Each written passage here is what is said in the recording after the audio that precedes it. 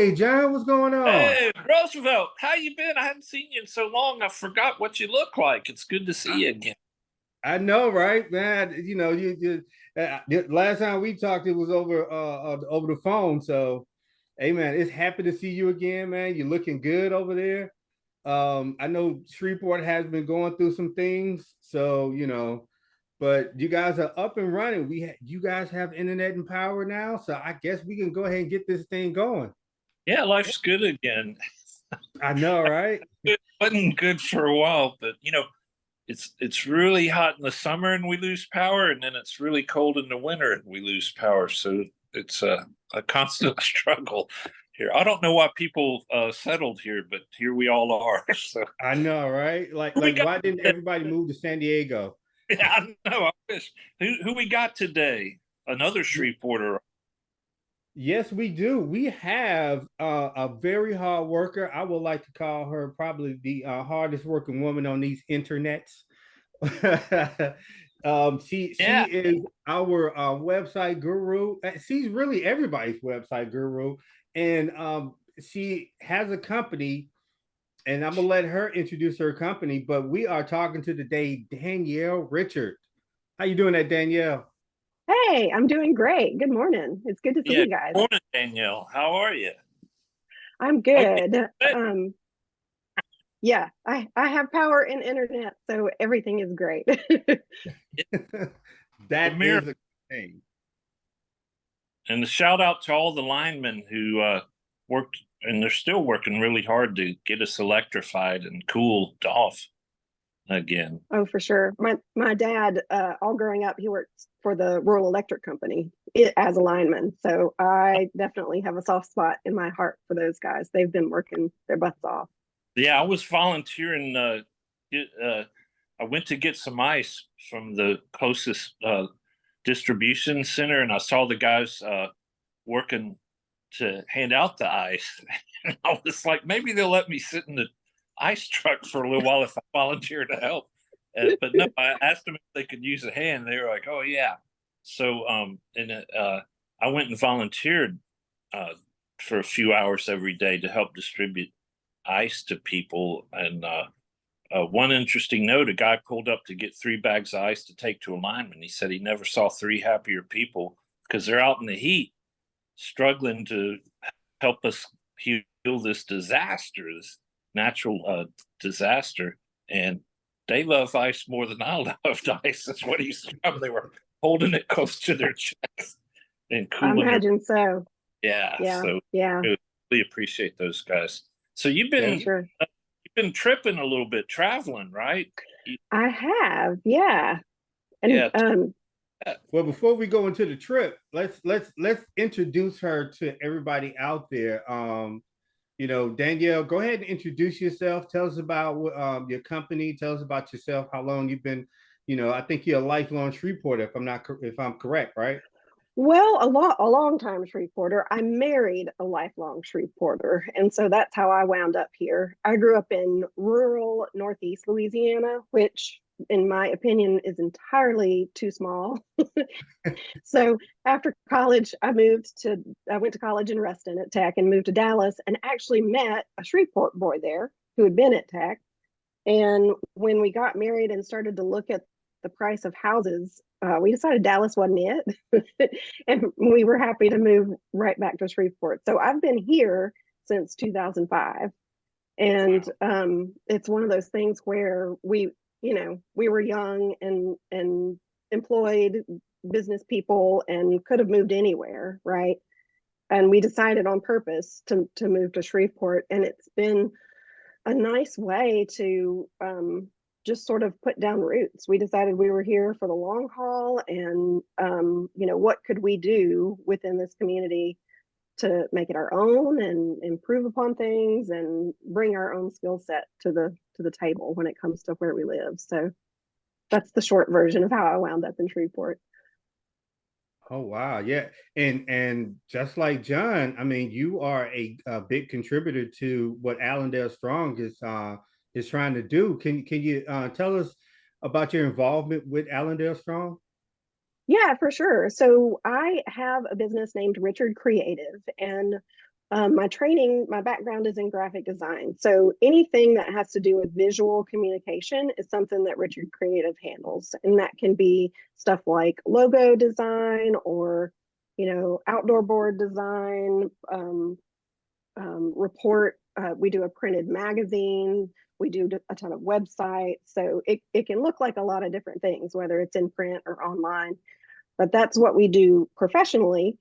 And thankfully, a few years back, John reached out. Allendale Strong had a need for some logo work and sort of a branding type of proposition that they were trying to get done, and had some funds to go towards it. So we kind of put our heads together and were able to do some work for Allendale Strong at a little bit of a discount, so we could give them a little bit more. We could kind of stretch their dollar a little bit. And as I got to know more about what Allendale Strong was doing and sort of the bigger picture of how they fit into what's going on in Shreveport and across the country, I kind of got hooked. So I've stuck around since that first project. And I have to say, I've really enjoyed getting to know everybody, getting to learn about so much stuff that's going on and how systems work, how things get done, how things don't get done sometimes, the rationale behind different initiatives and things. And it's been such a rewarding experience for me. And hopefully I'm able to lend some of my expertise and talents to the cause. I mean, I think you've really taken it to another level, especially with the website and the web design. But you also do some web design with other organizations, mainly freeway fighters. Am I correct? That's true. Yeah. So one of the great things about the way Allendale Strong works is they're always tapping into what other groups are doing. And so they're able to kind of get some advice and expertise from people who are doing the same kind of work all over the country. And that was something that I found really helpful. And in some of those emails, we have kind of an email thread that goes out to a big group of people, a very diverse group of people with different backgrounds all over the country.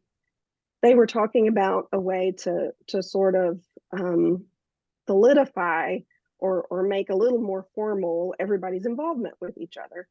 And me being me and a communications person, I said, well, why don't we do just a quick website? It would be so easy to put a little pin on a map of everybody that's doing this kind of work across the United States. And once you start to see that all put together, we've got close to 100 different groups that are all doing the same kind of work that Allendale Strong is doing across the country. It starts to feel a little bit better, like you're not doing this alone, that other people are doing the same kind of work and running into similar issues, running into different issues. Well, one thing that really hit me when I first got involved with them, there's a group in Austin, Texas, who is advocating to, not run more interstate lanes right through the middle of the city. And I thought, man, sometimes when we get in our own little bubble in a town, especially like Shreveport, it can feel very isolating. Like, why are people so backwards in the way that they think and the way that they've been led to believe things? The exact same thing is happening in a very progressive town like Austin.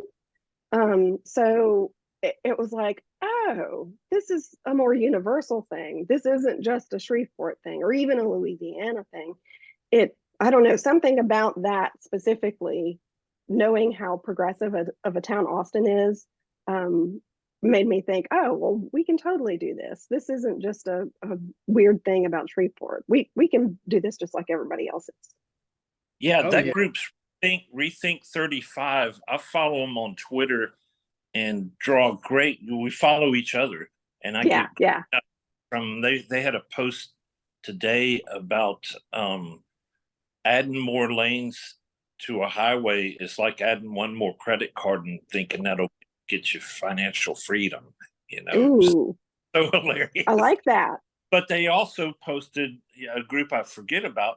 There's an I-35 group fighting expansion in Duluth, Minnesota. Not a city I think much about, except during the winter when it's really cold here. And their city council said, yeah, let's don't do this. Let's get rid of the interstate through the city. So it's great to follow other groups, I think. And that's what's so cool. I haven't been to a convention yet. And it's really neat that they all convene through CNU. I think it's just really amazing. It must have been fantastic being there. It really was, and so I'll explain. As part of my work with Allendale Strong, we've sort of joined forces with different groups in Louisiana. And thanks to Kim and Amy Stelly out of New Orleans and some other folks, we now have a monthly Zoom with what we call the Four Corners Coalition for Transportation Planning Reform. And so that kind of came out of seeing how helpful it is to join forces with other groups. And we thought, well, gosh, for Louisiana, it makes a lot of sense for us to join forces and kind of keep an eye on what's going on at the state level. Because like you guys know, things that happen in Baton Rouge seem to happen without any thought or input from us here up north. Just the way the population is situated in Louisiana. There's so much of it is in South Louisiana that it's easy to forget about us up here. And that's, normal and fine and everything, but it doesn't really help what's going on up here. So having people in different corners of the state and with different backgrounds and interests has been super helpful. And the Four Corners Coalition is kind of what led Strong Towns to ask me and Amy Stelly to participate in a panel at Strong Towns. So Allendale leads to a statewide group, leads to a trip to Charlotte, leads to working with groups all over the country through freewayfighters.org, which is kind of cool. Mm. Yeah. Boy, I haven't been to a convention yet, so I'm a little bit jealous. That's awesome. Well, I have to say, I heard, I'm on their email list and everything, so I'm always getting information about what's going on. And when I heard about the national gathering ahead of CNU that Strong Towns was putting on, I secretly looked up how much it would be to attend, and I was like, no, I can't afford that. I'm not even going to ask. So I didn't mention it or anything. And then a couple of months later,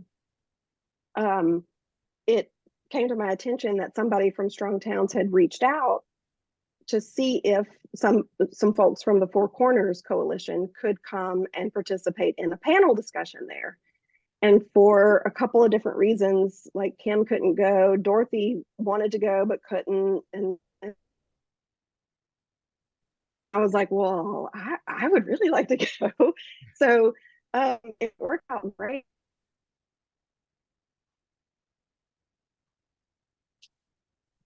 To go to the conference, and then Allendale Strong to pay for room and board to get there. So what I wanted to do several months ago kind of came to light, and I got to go. It was kind of magical. Yeah, tell us about your the panel that Strong Towns had that you participated, because I know you represented for everybody here, and I know it was being up there with a great lady like Amy Stelly, was probably very rewarding. Tell us about your experience with the panel. Yeah, so before we got there, Amy and I spent some time with Aja, who has written a piece about the Four Corners Coalition for Strong Towns. And so she had been assigned as our panel moderator. And we kind of talked through a few ideas about what we could talk about and what would be most, beneficial for the people attending. And we managed to put together a Q&A and of course, I created a bunch of slides and graphics that we could show. I have a hard time using words without pictures to explain things. So I kind of added to that with the presentation in the background. Oh, and I can send you that PDF file actually. So you could kind of put that with this episode. You can put some of the graphics along with it if you want to. Oh, yeah. So the title was Fighting the Freeway in Your Backyard. And we kind of were able to talk through a little bit about why Louisiana is so unique and why it's important to kind of put our different corners of the state. And our overall strategy, and then kind of the day-to-day on the groundwork. I really enjoyed it. I have to say, I met so many people at the event, including Amy Stelly, that I had never met in person, but I knew through Zoom. So it was kind of funny. I ran into Amy the first night we got there before our panel the next day, and we recognized each other right away. It was like, oh, well, hey, there you are in person. And you know, she looked just like she looks on Zoom, but I don't know, there was something really cool about all these people being in one place together. So I met people from South Louisiana who participate in the Four Corners Coalition as well. And they were there and got to meet them in person. And of course, all the people from Strong Towns that I see in their email blast and on their podcasts and that kind of thing. I know all of those voices and personalities, but I had never seen them in person. And the Strong Towns gathering, was the day before the CNU annual convention. It was about 500 people attending the Strong Towns national gathering from all over the country, and there were some from Canada, and I want to say even another couple of countries, not on this continent. So that was all very fascinating. And I told my husband and the kids I was calling this my nerd vacation, because if I was going to work, right, objectively, serving on a panel isn't nothing. But it was so fun. It really kind of didn't feel like work. And it's just such a cool variety of different kinds of nerds. And I think that's one of the things that I really enjoy the most about working with Allendale Strong and the Four Corners Coalition.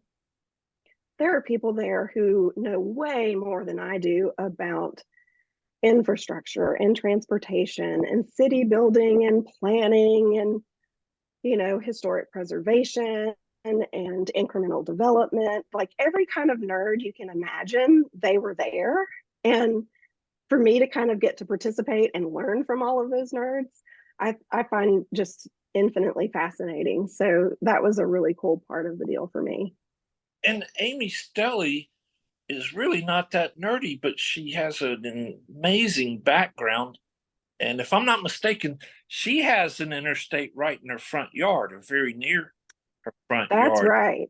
But yeah. What she's doing there, she's a remarkable woman. I met her online and didn't know who she was until she introduced herself.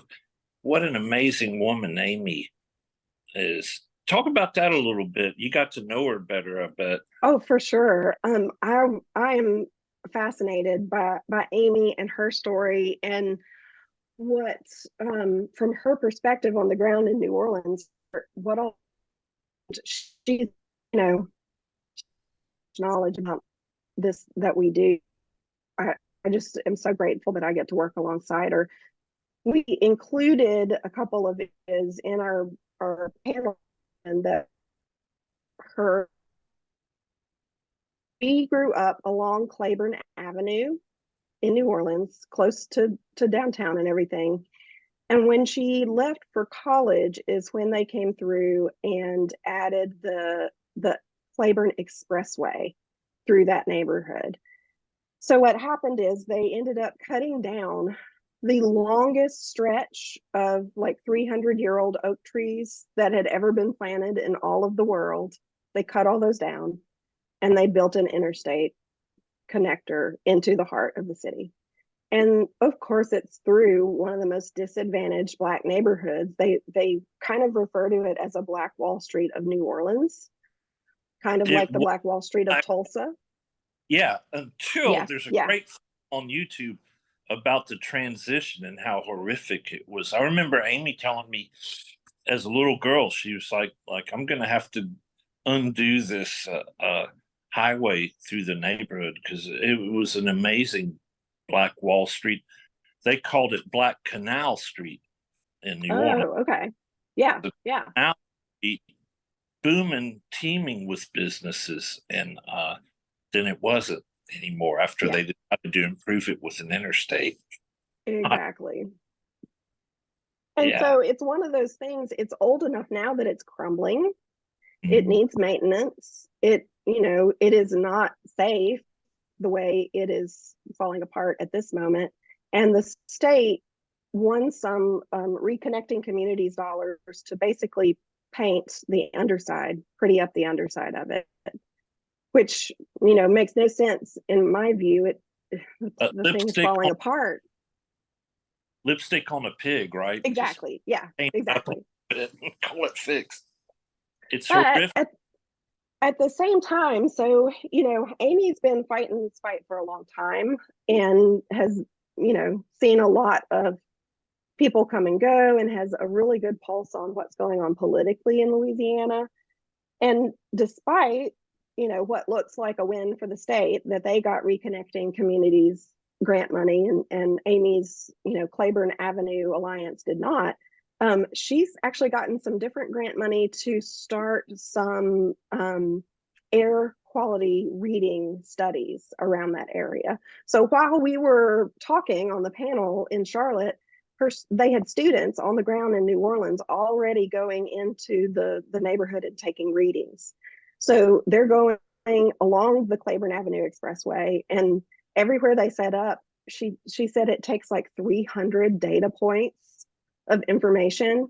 And so they're going to do this, all along the expressway and then out a ways, a few 100 feet and a few hundred more feet, so that they can get a kind of a baseline and then what it would be further away, like when the air quality improves. And they're working with, I think it's LSU to sort of process that data and be able to translate it in a way that's understandable for the public. So in the midst of craziness going on, she's down there just doing the work, collecting the data, getting the stuff done.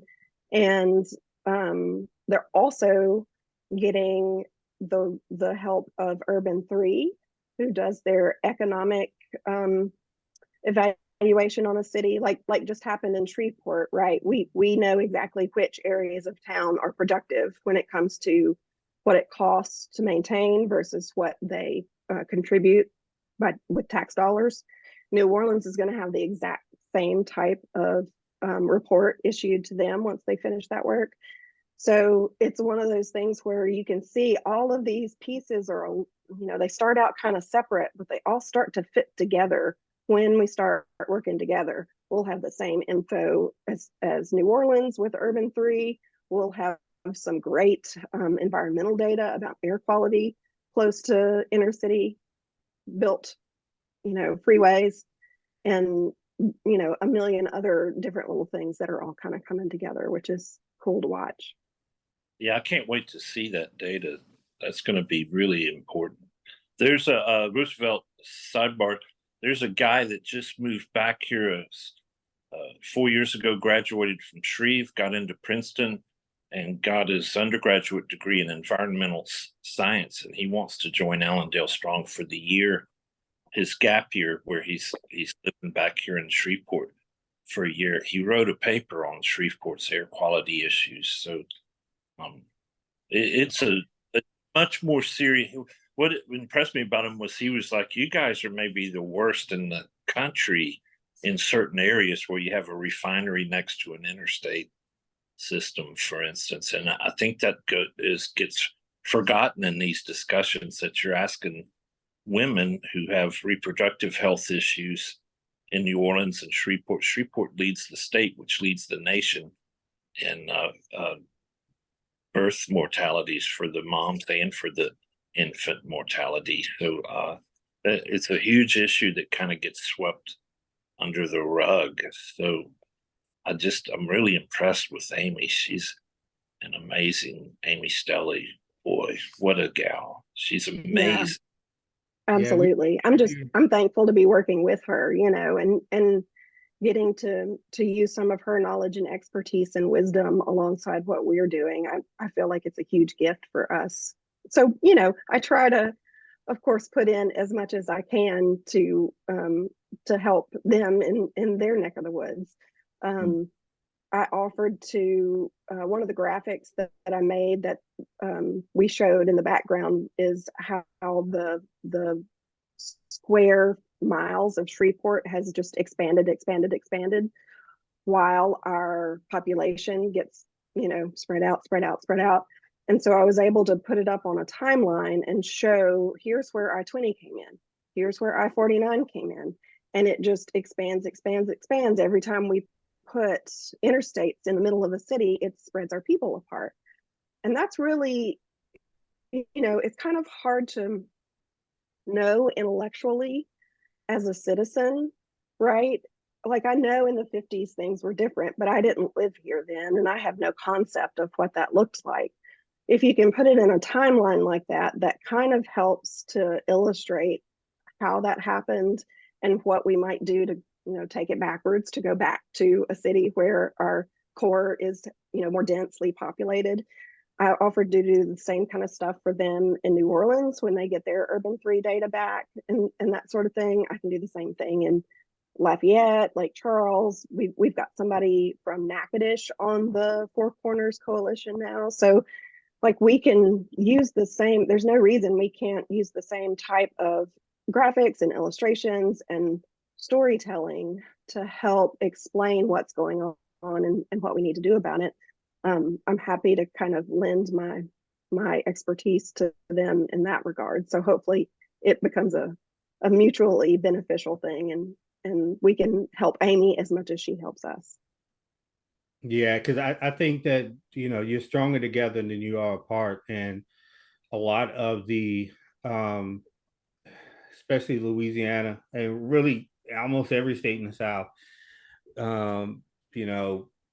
if we have to get this started, we have to get this going, because it just seems to pile on over time, right? It just seems to, It does. it's always something. Well, let's not worry about that now. We got something else going on. And we see in places like Duluth, that's like John said, taking down, their interstate through the city, at ICC. It's, we're trying to build community. That's it. We're just trying to build community. Yeah. And interstate, we've known this for a long time. An interstate is meant to destroy the community, because they put it through what they call blighted neighborhoods to destroy that blighted neighborhood. Yeah. Right? It doesn't remediate blight at all. It creates no. It adds to it. And that was another graphic that I helped prepare that shows sort of the long term. We used dominoes to show, like, when just the threat of an interstate can lead to a blighted neighborhood. The neighborhood didn't blight itself. It was thriving at one point. What are the forces that caused it to become blighted? Oh, it was the interstate all along, even before it got built. So showing the way that can be like a 50-year timeline. Well, by the time you get to year 50, nobody really lives there that had been there 50 years ago. It's very hard for humans to see patterns that take that long to happen. Our brains just aren't set up for that. And so being able to kind of map it out on paper and show this is how it happened, it may not look that way from where we sit today in 2023, but if we continue along this path, what we can expect is an insolvent city, right? Like a city that can't afford itself. And so really trying to stop that trend and work on building community is the only way to fix it. And, it truly is.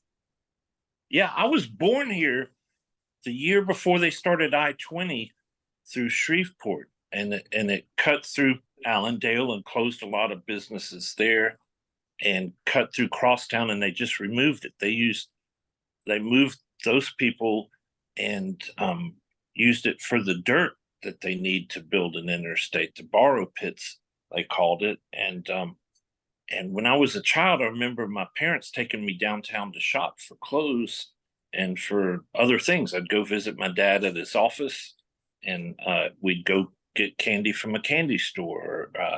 It was an amazing downtown. Now it's down to 50% occupancy, but I didn't understand that why those businesses closed was because African American Day was Saturday, and the African Americans could come inside those nice shops and shop on Saturdays. And when they built a wall around downtown Shreveport, wiped out the foot traffic from Highland neighborhood, from parts of Allendale, and from Highland, those businesses lost their Saturdays. The retail business. Yeah. What are you going to do? You're going to move to where your customers are so you can keep your cash flow going, and that looks like that's what happened that killed our downtown. So now these guys want to build another highway along. Right. I know. Not done anywhere in the nation except Shreveport. So that's one of the things I led off with at the panel is Louisiana has a rich history of not learning from our past mistakes, right.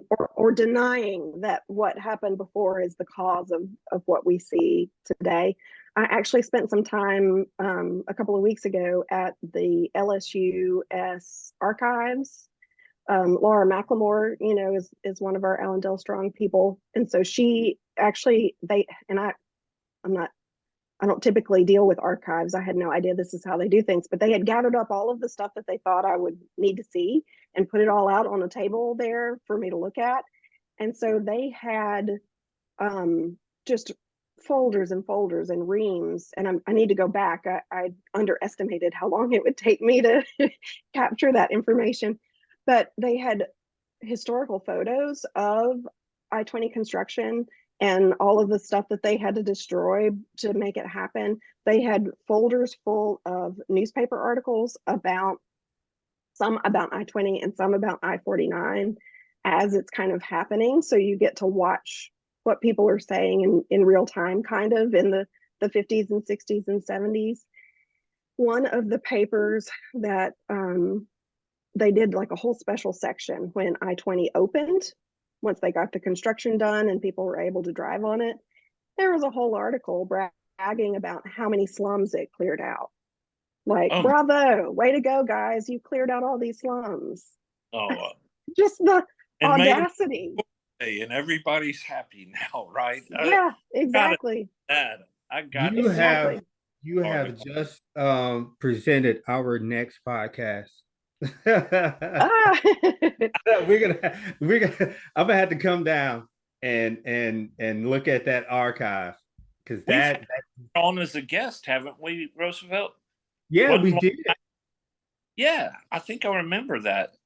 Yeah, we did, but it's digging into the archives is kind of one of those, really sitting down and seeing it and understanding it and having it present. It delivers a different type of realization.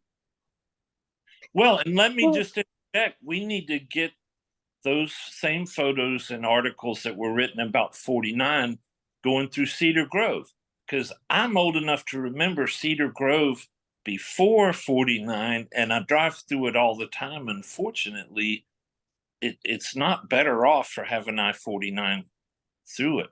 But I was interviewing our mayor when he was running for election on infrastructure, and he suggested, he was wrong, that I-49 was the reason we landed GM here. So that's the sort of magical thinking that our leaders live in a world of magical thinking. Cargo cult. If we build it, something magical will happen. Like the guys who thought if we build a wooden airplane, the planes will fly over and bring some cargo and Right, right. just preposterous. I don't think GM was even GM was gone by the time 49 was built through South Shreveport and specifically through Cedar Grove, and it's horrible looking now compared to the way their business district in that area of town looked. There's so much more you uncover. That's what makes this so fascinating. Is things that happened all around me as I was growing up were horrible. And one last memory. I was in 8th grade, so about 1970 or 71, and the paper announced Shreveport had now fallen to the 3rd largest city from number 2, and that was the end of all the promotional ads on the interstate and all the other billboards and everything that said Shreveport. That was our tagline: Shreveport, a city on the grow, and it pulled that down when Baton Rouge passed us. I don't know if that was intentional or not, but we kept growing out. And that your chart, which I just posted on Facebook and other social media sites, describes that. The line just goes down, down, down as we built more highway and sprawled out. So thank you for that good work. I'm excited to get that posted finally so that our friends can see it. Well, it's a tough thing to keep in your brain, without some reference material, without some photos to kind of remind you. But there's no reason Shreveport can't get back to a core, thriving, walkable district. I've actually pulled from Urban 3. I was able to get a link that goes to all of the redlining maps from way back in the day. So like, that's another thing. We have that information. We have that data. We don't even have to go to the archives for that. It's on the internet. I can lay a map over a current map and see which areas were redlined and which were not. And surprise, surprise, the ones that were are doing worse today than the ones that weren't. However, we could easily take that map and use it as a guide to which areas need the most investment today. They've been denied investment for years. And so they are, if you look at it strictly from a financial standpoint, anything we invest in the worst redlined areas will give us a much higher return on investment than anywhere else in town. There's no way around it. Every dollar we invest in an inner city neighborhood today will give us a huge return on investment compared to outside of town. And just for financial reasons alone, it seems like that would be the way to go. Let's take this historical data and turn it around and use it in our favor and improve the lives of the people that live there now, improve the lives of people like us who, live nearby, and improve the lives of people that are to come in the future. I think it could be powerful. Yeah, I think it would. I definitely think it would. And that's, we're going to try to see if we can talk to someone from Reform Shreveport that sponsored Urban 3 to come in and do that study. But we're not going to hold you too long, Danielle. I know it's a Saturday, so we're so grateful and so thankful to have you on and to enlighten us on enlighten us on the other things that are happening in the state, and for representing Shreveport and Allendale Strong in the national spotlight. Thank you. And you are such a treasure for Allendale Strong. You help. You just don't know how much you have done for the organization and how much you are doing for Shreveport as a whole. Well, I appreciate that. And it's an honor to get to help. And like I said, I think it has done more for me than I have done for Allendale Strong, but I will gladly appreciate it and take it and be along for the ride. A lot of the stuff I will say, kind of end with a lot of the stuff that I've learned through Allendale Strong is going into a book that I'm writing. Oh, wow. Yeah. So Hey, we have that to look forward to. I'm writing a book called Humane Era, and it's about how we can take human-made systems and improve them to be more beneficial to the humans that are trapped within them. There's a lot of things that we don't even think about are human inventions, right? Like 7 days of the week. That's not a natural thing. That's something humans invented. We made that up. right. But even, money is something that we invented. That's not a natural thing. So all of these things that humans invented ought to be fair game for humans to modify them to better suit our needs. And so I'm kind of writing a guidebook on how to do that. And I have to say, I don't think it would have been possible without me being involved with Allendale Strong. So I'm excited to be working on that and putting that together. And hopefully it'll be out in the world sometime next year. We'll see. Great, Fantastic. great. We're so excited to hear that. That's fantastic news. I'm so excited to read it. All right. Thanks. Well, There's a website, humaneera.org, if you want to go check it out. I'm in the market for a literary agent at this moment. So that's kind of where it stands. oh, see, Oh, and that's this so right here is exciting. going to be the